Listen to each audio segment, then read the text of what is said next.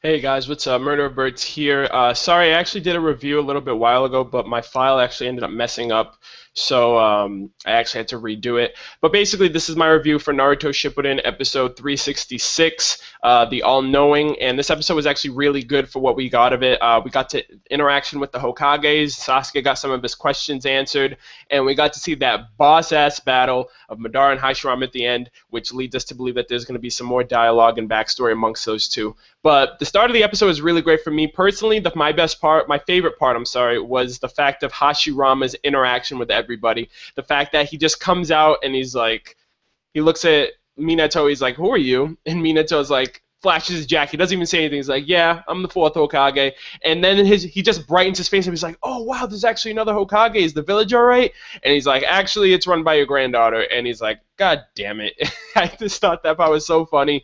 The fact that he tells them that he got Tsunade into gambling, and that one part where it shows like little Tsunade with money, and they both laugh. And I thought like Hashirama's interaction, anything to do with Hashirama this episode was just funny. This dude was just casual. He was laid back. He didn't take anything too seriously, unlike his brother Tobirama, which was he was very serious. He was very strict, demanding.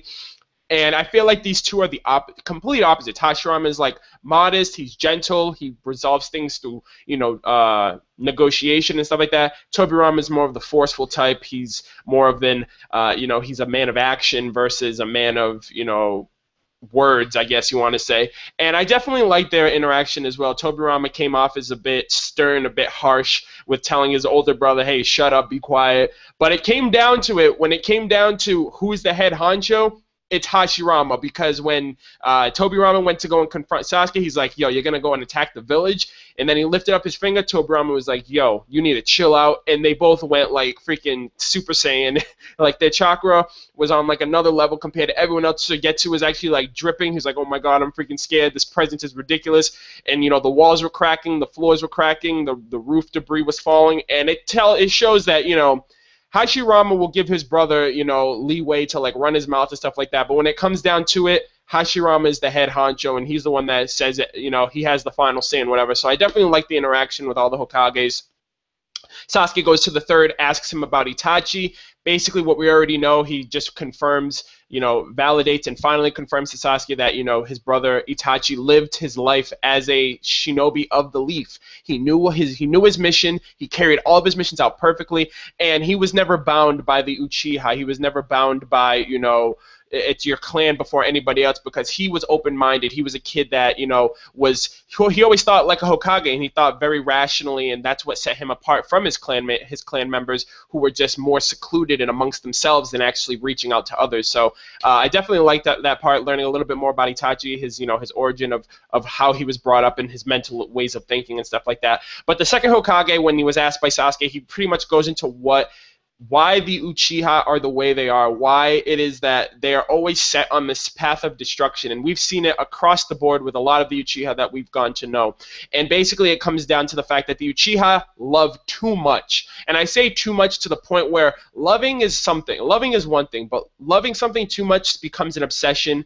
And then once you lose that obsession, once you essentially lose the thing that you love, you end up turning that love into hatred, which is basically what a lot of the Uchiha that we've seen have gone through. We've seen it with Madara, the fact of he lost Izuna, and that's basically why he went power hungry and why he's doing everything that he's doing now, essentially. We've seen that with Obito, with the fact that he lost Rin, and he just completely lost it that episode, killed everybody, adopted the ideals of Madara, and is basically Madara's slave, his puppet now. And even Sasuke, the fact he went as far as to kill Danzo and essentially try to kill Kakashi, Sakura, and Naruto over the fact that he loved Itachi. He loved Itachi so much that he was willing to, he was pretty much thrown into this pit of despair, this pit of insanity. And it's basically the curse of hatred that is driving the Uchiha, and it has a lot to do with their Mangekyo Sharingans, their Sharingans in general. The fact of the Sharingan is what portrays and advances their power and scale of their love, and how it manifests into hate,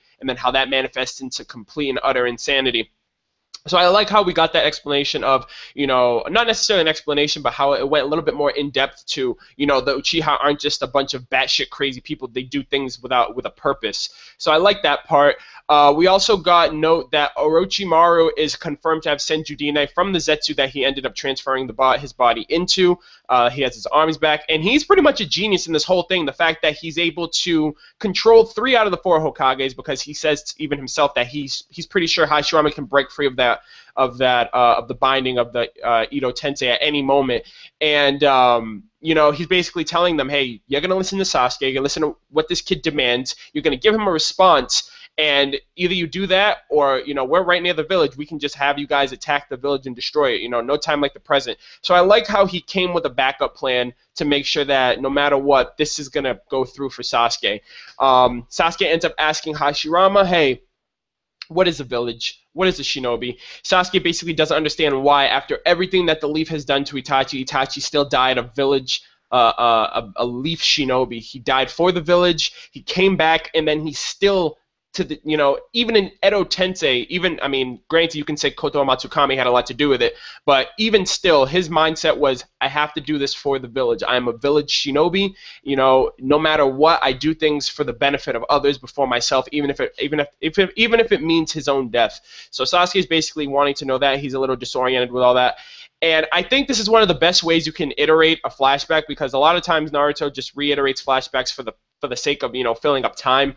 And this was actually an awesome, a bomb-ass flashback. We get Hashirama versus Madara. Basically, Madara's like, Hashirama is basically like, okay, I got to tell you the timeline. I got to go as far back to when it was me and Madara, to when it was just us two, how we were brought up, you know, the ideals that we set for each other, and overall the founding of the Konoha and everything that pertained to that. So the battle was ridiculous. Hashirama going in, he had the wood dragon, he had the wood golem. Madara, and I read the manga, so I've been waiting the longest time to see how it was going to look animated with the Kyuubi wrapped around the perfect Susanoo that Madara had.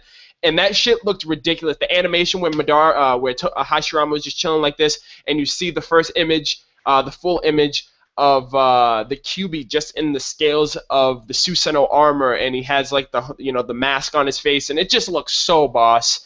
One thing that I will say though, from the manga's perspective to the anime, the giant when Hashirama went advanced when he went advanced sage mode, and he summoned that 1,000 hand statue. The statue in the manga was ginormous. It was like a titan compared to the Kyuubi. The Kyuubi was like a rat compared to that giant statue. In the anime, however, it showed them both drawn to scale. It showed both of them drawn like in comparison of, you know, the size of both of them. So I guess they just did that, so it didn't seem like Hashirama was completely OP compared to Madara. But the battle was literally a battle of gods, a battle of titans. And I'm definitely looking forward to, you know, seeing if we can get a little bit more of that battle in the future. Basically, from the preview, it shows that we're going to go into a little bit of a backstory regarding Hashirama and Madara, how they met, they were as kids, how they met, how they grew up with each other, how, you know, pretty much get a take on both sides of an Uchiha and a Senju perspective as far back as then. And for those of you who are also wondering, next week there will not be an episode of Naruto on the 26th, I believe. That's going to take a break, and the anime will be returning on July 3rd. So until then, you know, leave your comments of this video, what you guys liked about the episode, what you didn't like, what you're looking forward to, all that great stuff. This episode for me was one of the greatest episodes in terms of content, in terms of, you know, hype, in terms of, you know, that awesome battle and what we have to look forward to in the future. But that's all I got for this video. That's all I got for this review. That's my take on it. If you guys also enjoyed this video, I'd really appreciate it if you could like, comment, and subscribe if you have not already. I'd greatly appreciate that. But that's all I've got for this video, and I will catch you guys in 2 weeks. Take care.